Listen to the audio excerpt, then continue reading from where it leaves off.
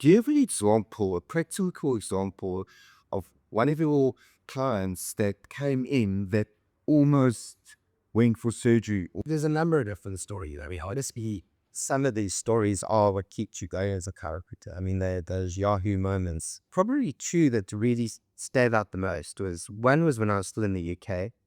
A lady in her early 50s was brought in to see me in a wheelchair. She'd been in a wheelchair for 30 years. Um, as a 20-year-old, she slipped and fell, and she injured her back, and she had horrible symptoms down her legs. She went to go and see the orthopod, and the orthopod said, absolutely ready to operate, and otherwise you will be in a wheelchair for the rest of your life. Anyway, she had the operation. It didn't change her symptoms at all, and she was put in a wheelchair. She had spent 30 years of her life in a wheelchair and being wheeled around by her husband, and she got used. That was life. It wasn't great, but that was life. Anyway, she had been considerably uncomfortable for a while, and somebody had suggested, why don't you go see a chiropractor? So her husband wheeled her in, great pains to lift her out of the wheelchair, get her on the bed, checked her out.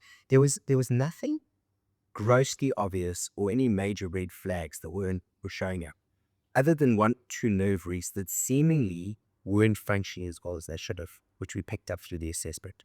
So based on that, I treated her with what we found clinically. And not on special treatments than any other patient has ever received in terms of what we were doing chiropractically. Treated the lady, said, right, I think we're done. So she then sat up, got off the bed, and walked towards the wheelchair, and didn't really think at the time too much about it. Her husband didn't really think too much about it. As she got to her wheelchair to sit down, she realized what she had just done. And her husband's jaw dropped. I think my jaw must have bounced off the floor, and she just welled up with tears. Now, the chances are that breakdown in the function of those nerves happened when she fell when she was 22.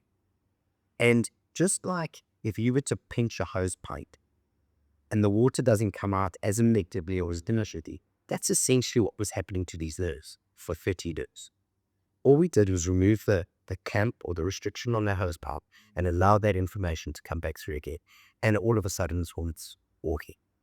I mean, that is a fairly cathartic moment for anybody. And I'm not saying, please don't get me wrong, that doesn't happen every day in my practice. But those are the kind of things that actually make you understand and realize that, holy smoke, this actually works.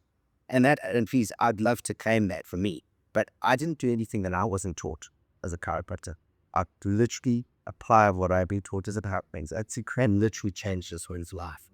The other story that I'd like to share with you, which to this day I find absolutely fascinating. And again, it's one of those standout moments. And where I can give you a whole lot of stories of people who come in here crawling or in absolute pain. You adjust them when they walk out and they think you're the most amazing person on the planet. And I think over time you take those sort of stories for granted. That happens more frequently, but these stories are the ones that really stand out. There's a lady I started treating just after I got back from the UK. She was, I think at the time, probably early 20s, maybe mid-20s, 22, 24-ish. Very driven, go-getter lady. She had her own beauty therapy practice. And obviously with beauty therapy, was in awkward positions for long periods of time, all through the day. She was working all the hours that God sent. And inevitably ended up with back pain. So she came to me for this lower back pain, treated her, responded beautifully well within a trick or two, and she just back. We didn't see her for months on it. She'd come back, same sort of story, and treat her once or twice, just go and see her again. And again, came back to you 4 months later. This time was a little bit more than previous times. Similar presentation. She did her again, needed a third treatment, and then she goes, well, she would. But 3 months later, she comes back. Same sort of presentation, again a little bit worse, but okay. Treated her again, this time needed a fourth treatment to get her right. Off she went. Came back 2 months later. Now I'm like, Diggy, I don't like this guy one. You shouldn't be dropping off. Other than the fact that maybe we should be continuing this treatment a little bit more consistently and not allowing you to get into this trouble. because obviously work, load, positions, whatever, it's causing me to get into trouble. But that shouldn't be the case. You should be able to maintain what you're doing for long periods of time. There was definitely this underlying disc kind of presentation was coming in. It wasn't big red flag stuff, but each time she was coming in, there was more of a disky involvement coming into the presentation. So I said to her, listen, we really do need to be a bit more consistent in our treatment going forward. Otherwise, this pattern that we develop is not looking great. Absolutely, she's on board. Cool. Treated her.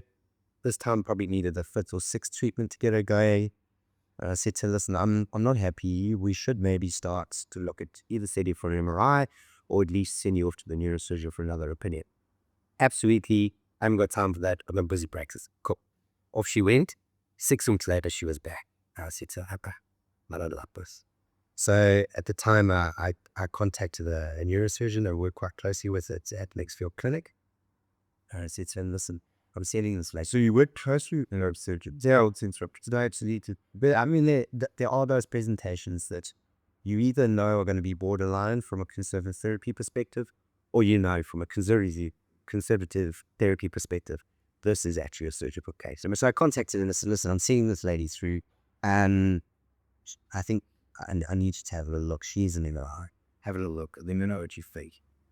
So further background to the story was that she'd obviously got married in the interim and they wanted kids.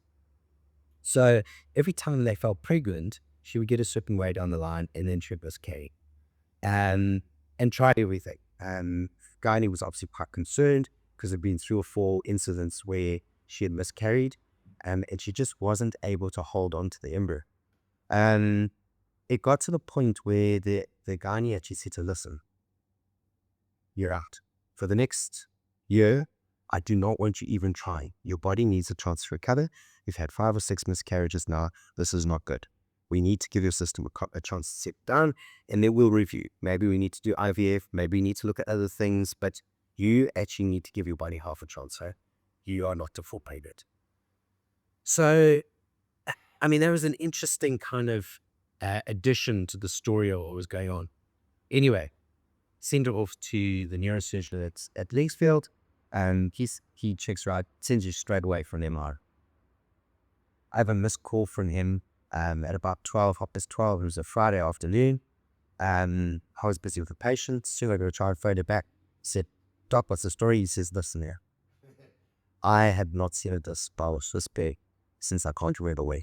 He said, we need to decompress that very immediately. I'm operating on it this afternoon. I said, Doc, if you have to up, the indications have been there for a while. Put her under, up went well, great. Pain disappeared straight after the op.